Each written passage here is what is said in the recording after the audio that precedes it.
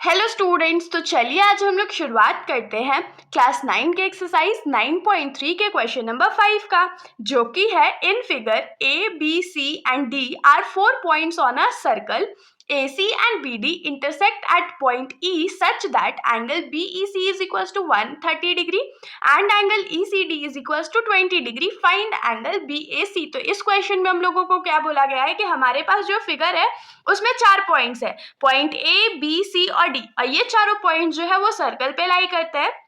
उसके बाद AC जो है और BD जो है वो एक दूसरे को इंटरसेक्ट कर रहा है। इंटरसेक्ट कर रहा है मतलब कि कट कर रहा है। किस पॉइंट पे कट कर रहा है? तो पॉइंट E पर कट कर रहा है। और जब ये पॉइंट E पे कट कर रहा है तो हम लोगों को क्या मिलेगा कि एंगल BEC जो है वो 130 डिग्री के बराबर है और एंगल ECD जो है वो 20 डिग्री के बराबर है। तो हम लोगों को फाइंड करके क्या बताना है? एंगल BAC का वैल्यू, BAC का वैल्यू, ये वाला एंगल हम लोगों को फाइंड करके बताना है। तो अब आप लोगों के दिमाग में आ रहा होगा इसका सॉल्यूशन तो बहुत हार्ड होगा। बिल्कुल भी हार्ड नहीं है, एकदम सिंपल सा क्वेश्चन है।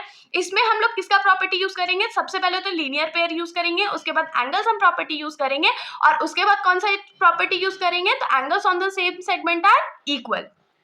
तो अब चलिए हम लोग यूज करते हैं। तो सबसे पहले देखिए कि ये वाला एंगल और इस वाले एंगल को अगर हम लोग ऐड करेंगे तो हमारा सम जो है वो 180 डिग्री के बराबर आएगा ना। 180 डिग्री के बराबर क्यों आएगा? क्योंकि ये दोनों लीनियर पेयर में है। उसके बाद हम लोग क्या यूज करेंगे? अगर हम लोग को ये एंगल मिल जाएगा, एक एंगल हम लोगों को पता है, तो हम लोग यहाँ से angle sum property of triangle से ये जो एंगल डी है उसको भी निकाल सकते हैं। और अगर एंगल डी मिल गया तो हम लोगों को दिख रहा है कि एंगल BDC और एंगल BAC सेम सेगमेंट पे बना हुआ है, तो दोनों आपस में इक्वल हो गया। हो जाएगा क्वेश्चन सॉल्व। तो चलिए लिखते हैं। तो सबसे पहले यहाँ क्या लिखेंगे? गिवन। तो गिवन हम लोगों को क्या है कि एंगल BEC जो है वो 130 डिग्री के बराबर है, एंगल ECD जो है वो 20 डिग्री के बराबर है। ये हमारा गिवन वैल्यू है। अब सबसे पहले हम लोग क्या लिखेंगे कि नाउ हम लोगों को क्या दिख रहा है कि angle BEC plus angle CED जब हम लोग करेंगे तो हमारा सम कितना आएगा? 180 डिग्री के बराबर आएगा। क्यों 180 डिग्री के बराबर आएगा? क्योंकि दोनों लीनियर पेयर में है। उसके बाद BEC का वैल्यू हम लोगों को ऑलरेडी पता है, जो कि है 130 डिग्री। CED को ऐसे ही रहने देते हैं, इज इक्वल टू क्या हो जाएगा? 180 डिग्री। मतलब एंगल CED जो है वो क्या आ जाएगा? 180 डिग्री माइनस 130 डिग्री। तो यहाँ से हम लोग क्या लिख सकते हैं कि एंगल CED जो होगा वो 50 डिग्री होगा, क्योंकि 180 में जब 130 माइनस करेंगे तो आंसर तो 50 आएगा। मतलब कि ये वाला जो एंगल है वो 50 डिग्री मिल गया। अब हम लोग क्या करेंगे? इन ट्रायंगल CED ये एंगल प्लस ये एंगल प्लस ये एंगल क्या हो जाएगा?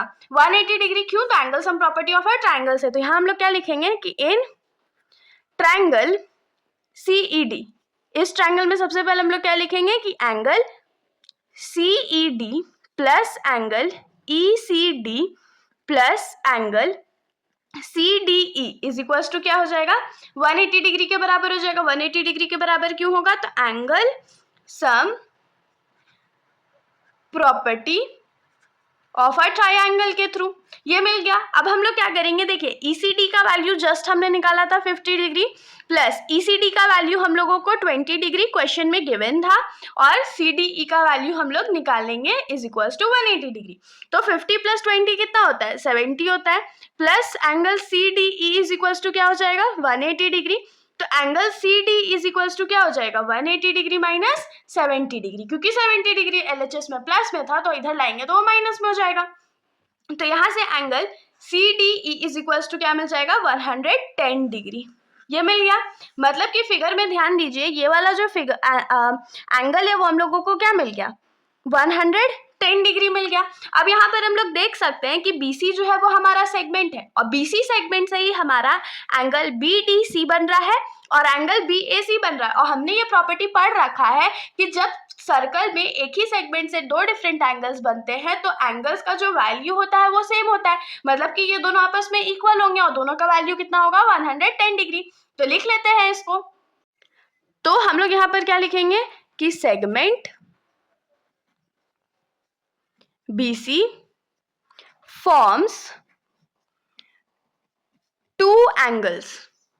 दो एंगल फॉर्म कर रहा है ना। अब कौन कौन सा एंगल फॉर्म कर रहा है? That is angle BAC and angle BDC, दो एंगल्स फॉर्म कर रहा है तो वो हमने लिख दिया। उसके बाद हम लोग क्या लिखेंगे, देयरफॉर यहाँ से हम लोग क्या लिखेंगे कि एंगल BAC जो होगा वो एंगल BDC के बराबर होगा। क्यों बराबर होगा, तो रीजन लिखना पड़ेगा। तो रीजन में क्या लिखेंगे, एंगल सबटेंडेड